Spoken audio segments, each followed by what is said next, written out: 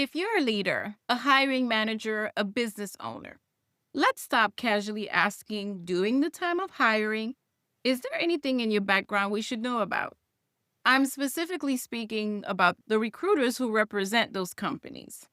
That question can violate state and city fair chance laws.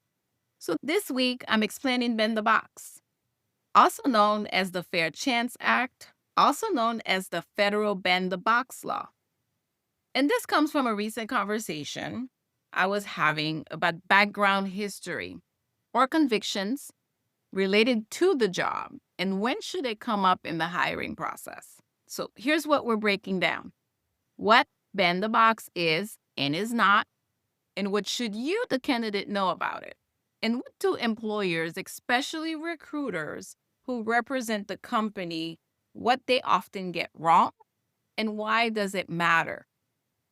Don't miss this. Welcome back to Ask HR. This is where you, the employees, and we, people leaders, get HR related questions answered. We exchange perspective and co create people standards and practical solutions.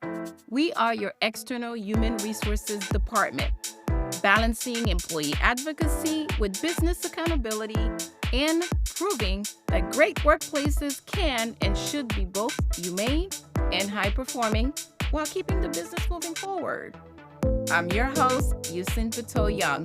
Let's learn about Bend the Box, what it is and what it's not. Candidates, this is where you pay attention. Bend the Box is a fair chance hiring practice. It removes the checking the box, asking about criminal history from an initial job application. And the goal is that it gives us, the candidate, a chance to be evaluated first on our skills and our experience. You know, the actual qualifications that matter during the hiring process.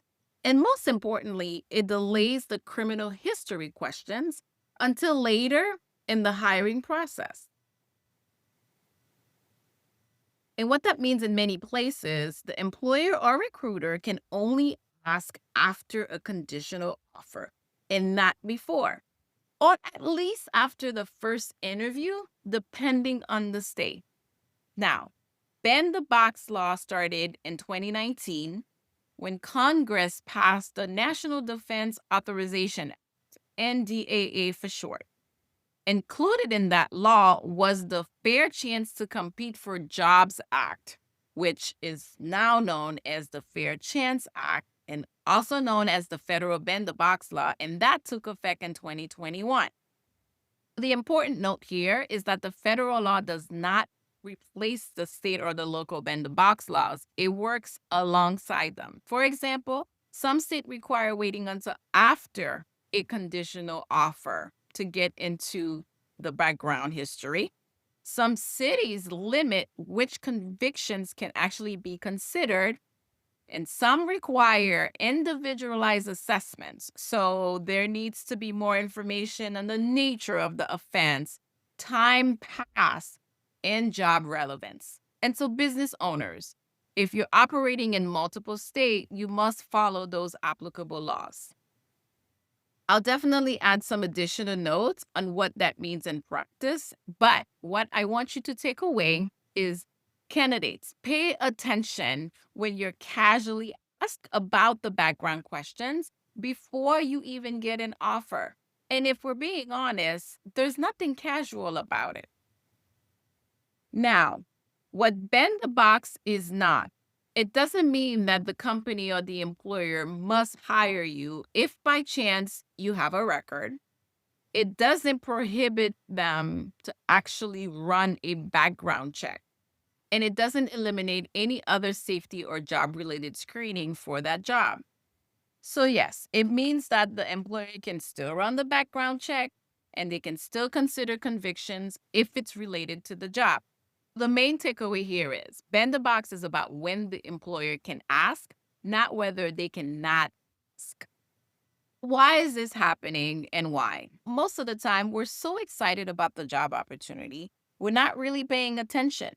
Or there are recruiters, leaders, hiring managers out there who are just doing it their own way. Obviously, that's wrong. And that's on the recruiter and the business. But it's also our responsibility as a candidate to try to understand some of the steps in the hiring process. Because when we know better, we do better. Let's take a moment and learn more about our sponsor. Ask HR is proudly sponsored by YP Personnel Management and Consulting, a strategic, tactical, practical HR solutions consulting firm. YPPMC goes beyond the traditional consulting. Whether you need strategic HR planning or practical day-to-day support, we've got you covered. Visit YPPMC and learn how we can help. We are your resources at work. Now, let me actually share a violation example. It may sound like this. Before we move forward, do you have anything in your background that might come up on a background check? Or another common one is, this role requires a clean background. Would that be an issue for you? Those two examples are a problem. When you see phrases like clean background required, the language actually acts as an early pre-screening context. It sends the message that any record is going to be automatically disqualified, which is exactly what the fair chance law was designed to prevent. How you should respond sounds like this. I'm happy to discuss my qualifications and experiences for the role. I understand that background checks are typically discussed later in the hiring process, and I'm open to addressing that at the appropriate stage. And that comes later as part of your pre-employment screening, correct? The bottom line here is, if it sounds like a background pre-screening and the language sounds like an automatic no before you even get the interview, that is a fair chance red flag. What the leader, hiring manager, or the recruiter should said instead, this role has specific job-related requirements. If and when a conditional offer is made, we'll conduct the next step, which is a required screening in line with applicable laws. Now, that works because it follows the fair chance timing. So, leaders, business owners, hiring managers, we absolutely can do better. The best practices are: one, train the individuals, the representative who are responsible for screening on when, what, and how to ask. Two, follow the state, the county, and the city laws. If you're in multi-state, follow the strictest rule there. And three, document the job-related decision. And before we wrap up, if you're looking for one more powerful newsletter to add to your 2026 reading list, I have just the one for you. It's my Beyond HR newsletter. This isn't just another HR update. Each of my issues is a deep dive into people, culture, leadership, and the world of work through a global lens. Now join me in a community of leaders doing it differently, boldly, thoughtfully, and the ways that's going to sustain progress way well into the future. With this information so far, why does it matter? This matters because you and I as candidates should be evaluated on our qualifications first, not judged and automatically be screened out. We need to understand the different steps and phases in hiring beyond just getting hired and signing our life away. I mean, signing the offer. In closing, this was just a quick high-level overview of the Fair Chance Act, known as Ban the Box, because the conversation was fresh in my head this week and I wanted to share it. And it's important. Now, when in doubt, of course, reach out to me and my team, but ask or Google what's your favorite AI resource.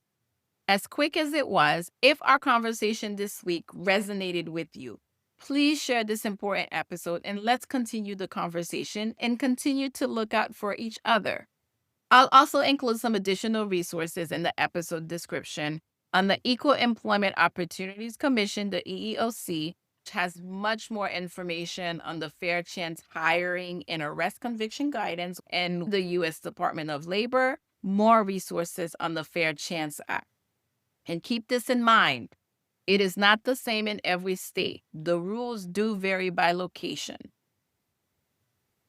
And that will do it for this week's episode of Ask HR. Thank you for tuning in. Remember to subscribe and send in your HR-related questions to askhr@yppmc.com. Until next time.